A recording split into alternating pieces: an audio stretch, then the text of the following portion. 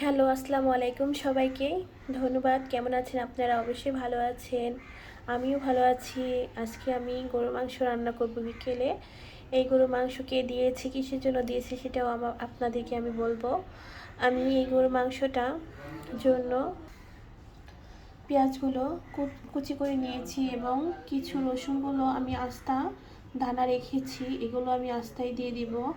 এই গরুর মাংসগুলো আমার এক ফুফা শ্বশুরের ছেলে নাতিন হয়েছে, সেজন্য সে আকিকা দিয়েছে।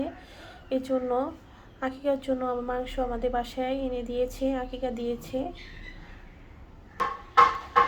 আমি মাংসের ভিতরে কিছু আলু কেটে নিলাম, কারণ মাংসের আলু ভরতে আলুটা অনেক মজা লাগে, বাচ্চারা খুব পছন্দ করে আলুগুলা। এই জন্য আমি আলুটা মাংসের মধ্যে দিয়ে দিব।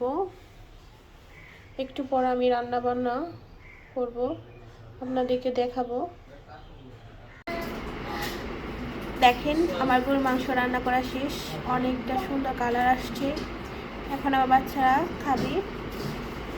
কালকে আবার নতুন একটা ভিডিও নিয়ে আসবো। আসসালামু আলাইকুম সবাইকে, ধন্যবাদ।